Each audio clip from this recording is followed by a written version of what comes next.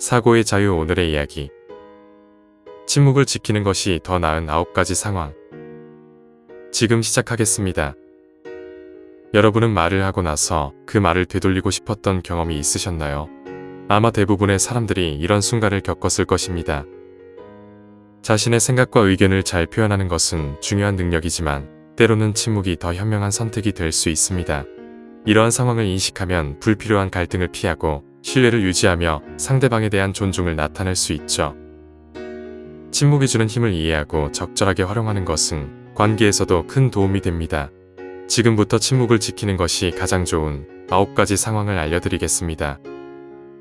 첫 번째, 감정이 고조될 때. 강한 감정, 예를 들어 분노나 좌절감이 느껴질 때는 침묵을 지키는 것이 더 좋습니다. 이런 감정에 휘말리면 우리는 즉각적으로 반응하게 되고 이성적인 판단을 하기 어려워집니다. 이럴 때는 필터가 사라져서 나중에 후회할 말을 할 가능성이 높습니다. 침묵은 이런 말을 하지 않도록 도와줍니다. 한번 내뱉은 상처의 말은 사과로도 완전히 지워지지 않습니다. 그래서 침묵은 힘든 시기에 관계를 보호해 줄 수 있습니다. 감정을 표현하기 전에 스스로 정리할 시간을 가지는 것이 중요합니다. 입을 다물면 큰 상처를 남기는 것을 피할 수 있습니다. 이는 감정을 억누르라는 것이 아니라 차분하게 이야기할 수 있는 적절한 시간과 장소를 기다리라는 뜻입니다. 감정이 가라앉을 때까지 기다리고 충동적으로 말하지 않도록 노력해보세요. 인내와 배려가 필요한 상황에서 갈등을 악화시키는 반응을 피하는 것이 중요합니다. 두 번째, 지식이나 사실이 부족할 때. 주제에 대한 충분한 지식이 없을 때는 침묵을 지키는 것이 현명합니다. 불완전하거나 부정확한 정보를 가지고 말하는 것은 잘못된 정보를 퍼뜨리고 무지하게 보이게 할 수 있습니다. 조용히 있는 것은 의견을 형성하기 전에 계속해서 듣고 배우는 기회를 제공합니다. 이런 상황은 잘 모르는 주제에 대한 논의나 답을 모르는 질문에 직면했을 때 또는 관련된 모든 사실을 충분히 수집하지 못한 경우에 해당합니다. 옛 속담에 침묵하는 것이 바보로 여겨지는 것보다 낫다라는 말이 있습니다. 무지에서 나오는 말은 종종 역효과를 낳습니다. 지식이 부족하다면 조용히 듣고 배우는 것이 최선입니다. 그런 다음 적절할 때 신중하게 의견을 내는 것이 좋습니다. 세 번째, 여러분의 말이 누군가에게 좋지 않은 영향을 미칠 때.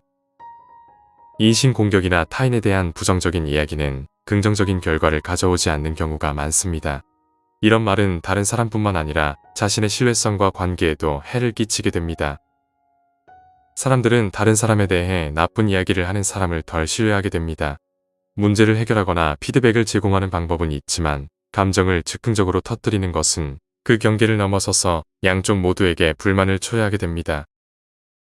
솔직함이 필요할 때도 있지만 여러분의 말이 가져올 잠재적인 이익과 해를 꼭 고려하시기 바랍니다. 네 번째, 건설적인 비판을 받을 때. 누군가가 비판이나 부정적인 피드백을 줄 때 자신의 행동을 정당화하거나 방어하고 싶어지는 것은 자연스러운 일입니다. 하지만 반박하는 것은 상황을 악화시키고 생산적인 논의로 이어지지 않습니다. 이런 경우에는 침묵을 지키며 피드백을 받아들이는 것이 좋습니다. 상대방이 말을 마친 후에 대답하세요. 그들의 말을 소화할 시간을 가지며 불명확한 부분이 있다면 후속 질문을 고려해보는 것도 좋습니다.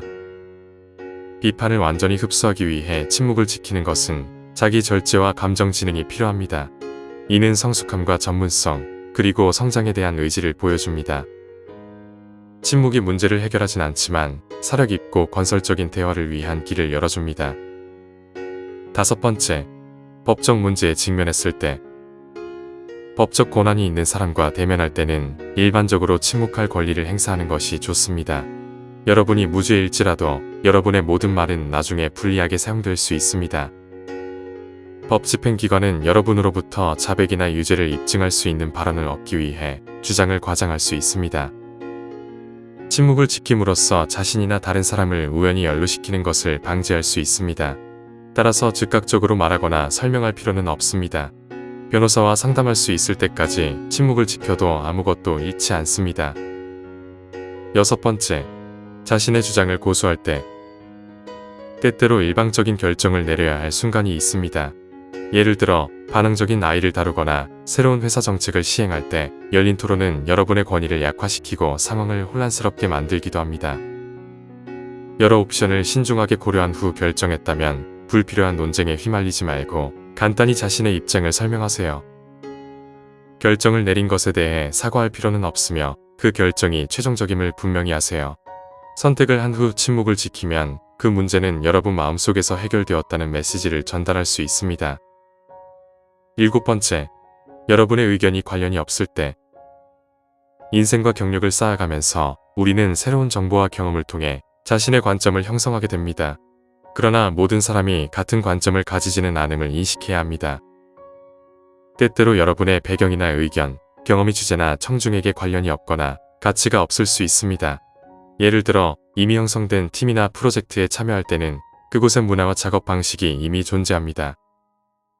맥락을 이해하기 전에 즉각적으로 의견을 내는 것은 잘 받아들여지지 않을 겁니다. 직접적인 경험 없이 개선하겠다는 제안을 하는 것도 마찬가지입니다. 의도가 좋더라도 먼저 듣는 것이 더 많은 신뢰를 얻는 방법입니다.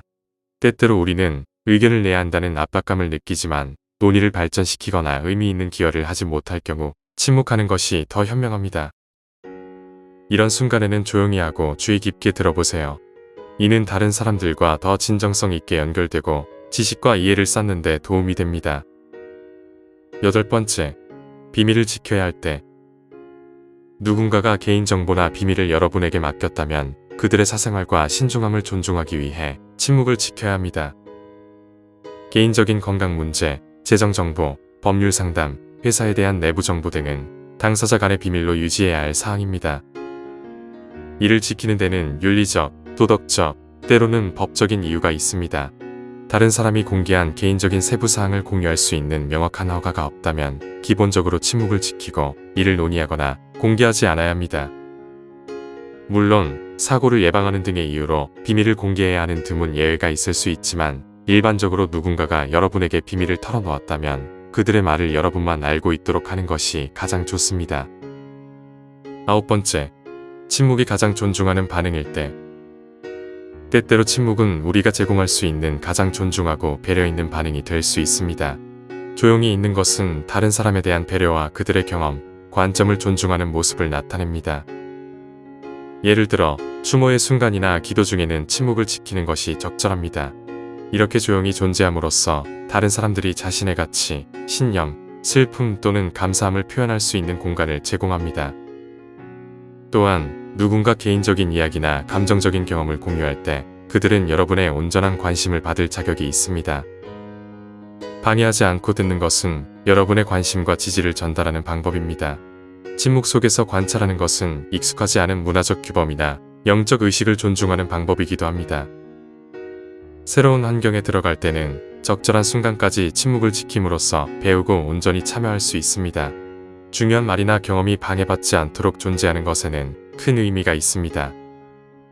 결론적으로 침묵을 유지하는 것이 최선의 선택인 상황을 인식하는 것은 지혜와 성숙함을 보여줍니다. 신중한 고려와 지속적인 연습을 통해 이 능력을 개발하는 것은 인생의 다양한 측면에서 분명히 도움이 될 것입니다. 그러니 사려 깊은 절제를 받아들이고 그것이 개인적 및 전문적 성장의 여정에서 소중한 자산이 되도록 침묵을 습관화하시기 바랍니다. 오늘 이야기는 여기까지입니다. 영상이 마음에 드셨다면 좋아요와 구독 부탁드립니다. 끝까지 시청해주셔서 감사합니다.